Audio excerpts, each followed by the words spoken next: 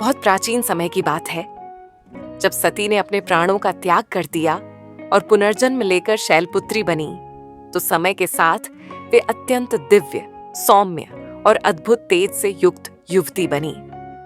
उनका मन बचपन से ही भगवान शिव के प्रति समर्पित था।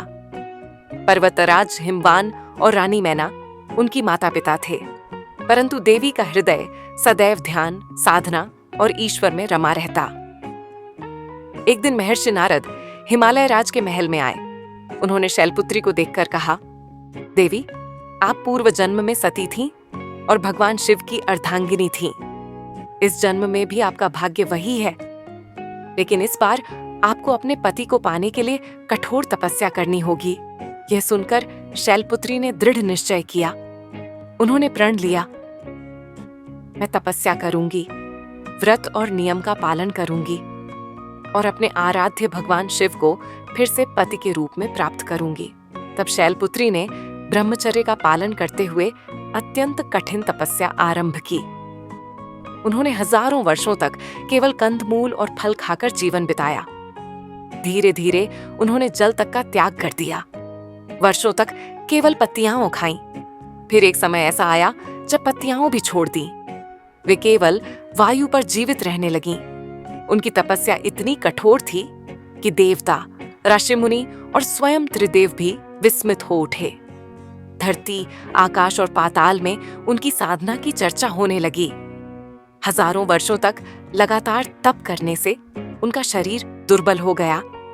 उनकी देह पर केवल अस्थियां बची, लेकिन उनका तेज और आभा और भी बढ़ गई। ऋषि मुनि उनकी साधना देखकर उन्हें ब्रह्मचारिणी कहने लगे, अर्थात ब्रह्म का पालन करने वाली, तप, संयम और साधना में लीन रहने वाली। जब उनकी साधना चरम सीमा पर पहुंची तो स्वयं ब्रह्मा, विष्णु और महादेव उनके सम्मुख प्रकट हुए। ब्रह्मा जी ने कहा, देवी, आपकी तपस्या अद्भुत है। आपका नाम युगों युगों तक स्मरण किया जाएगा। आप अपनी भक्ति और आस्था से संसार की नारी जाति के लिए आदर्श बनेंगी। भगवान शिव ने भी उनके तप को स्वीकार किया। उन्होंने वरदान दिया कि वे पुनः उनकी अर्धांगिनी बनेंगी। मां ब्रह्मचारिणी के एक हाथ में जपमाला और दूसरे में कमंडल रहता है। उनका रूप अत्यंत शांत, सौम्य और तेजस्वी है। उनके चरणों में बैठकर देवता और ऋषि भी साधना करते हैं। नवरात्रि के दूसरे दिन मां ब्रह्मचारिणी की पूजा होती है। भक्त इस दिन विशेष रूप से संयम और ब्रह्मचर्य का पालन करते हैं। मां ब्रह्मचारिणी साधना, तपस्या और संयम की देवी हैं।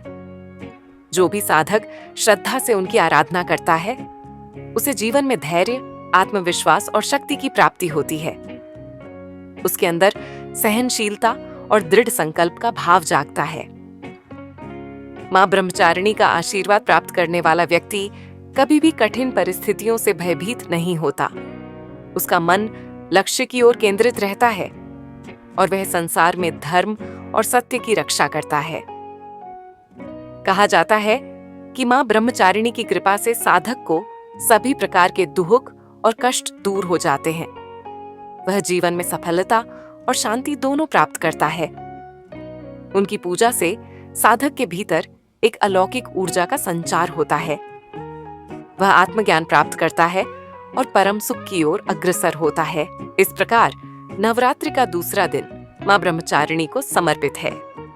उनकी कथा हमें यह सिखाती है कि सच्चा प्रेम, भक्ति और तपस्या कभी व्यर्थ नहीं जाते।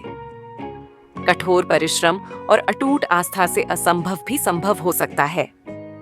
आपके मन में भी भक्ति और श्रद्धा जाग उठी है तो इस वीडियो को लाइक जरूर करें और मां दुर्गा की और पावन कथाएं सुनने के लिए हमारे चैनल को सब्सक्राइब करना न भूलें। कमेंट में लिखें, जय मां ब्रह्मचारिणी।